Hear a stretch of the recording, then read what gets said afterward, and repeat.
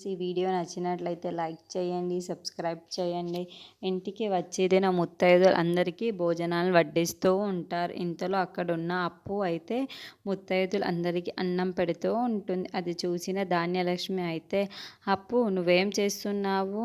ముందుగా ఆకులో పప్పు ఏదో వెయ్యాలి, అంతేగాని ముందు అన్నం పెట్టేస్తున్నావు. నీకు ఇంటికి వచ్చిన అతిథులను ఎలా చూసుకోవాలో కూడా తెలియదా అని చెప్పేసి తిడుతూ ఉంటుంది. ఆ మాటలు వినగానే అక్కడున్న అప్పు అయితే ఒక్కసారిగా షాక్ అయిపోయి వాళ్ళ అత్త వైపుకు చూస్తూ ఉండిపోతుంది. ఇంతలో అక్కడున్న ధాన్యలక్ష్మి అయితే, అప్పు మీ అమ్మని కనీసం ఇది కూడా నేర్పలేదా?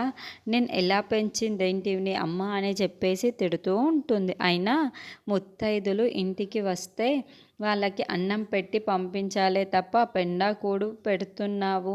నీకు ఎలా చెప్పాలో నాకు అర్థం కావటం లేదు. అయినా నువ్వు ఇంటికి తగిన కోడలు కాదని చెప్పేసి తిడుతూ ఉంటుంది. ఆ మాటలు వినగానే అక్కడున్న కావ్య, కవి, ఇంట్లో ఉన్న వాళ్ళందరూ ఒక్కసారిగా షాక్ అయిపోతారు. ఏంటి చేసిన ఈ చిన్న తప్పుకి ఇన్ని మాటలా అనాలా అని చెప్పేసి కళ్యాణ్ అనుకుంటూ ఉంటాడు. ఇంతలో అక్కడున్న అప్పు వాళ్ళ అత్తయ్య మాత్రం, నీకు ఏమీ రాదు, ఇలాంటి దాన్ని ఎలా పెళ్లి చేసుకున్నాడో ఏంటో నా కొడుకు, నాకు అర్థం కావటం లేదు అని చెప్పేసి కళ్యాణ్ని అంటూ ఉంటుంది. ఆ మాటలు వినగానే అక్కడున్న అప్పు అయితే చాలా బాధపడుతూ ఉంటుంది. ఇంతలో అక్కడున్న ధాన్యలక్ష్మి అయితే, నువ్వు ఈ ఇంటికి అసలు కోడలిగానే సరిపోవు, అలాంటిది ఎలా చేసుకున్నాడో ఏమో నా కొడుకు, అర్థం కావటం లేదు. నిన్ను ఈ ఇంటికి వచ్చిన ముత్తైదులని, బంధువుల్ని ఇలాగైనా చూసుకోవడం అని చెప్పేసి తిడుతూ ఉంటుంది.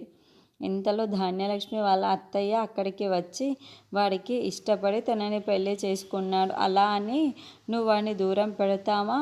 వాడు ఈ ఇంట్లోనే ఉంటాడు. అప్పు, కళ్యాణ్ వాళ్ళు ఈ ఇంట్లోనే ఉండాలి.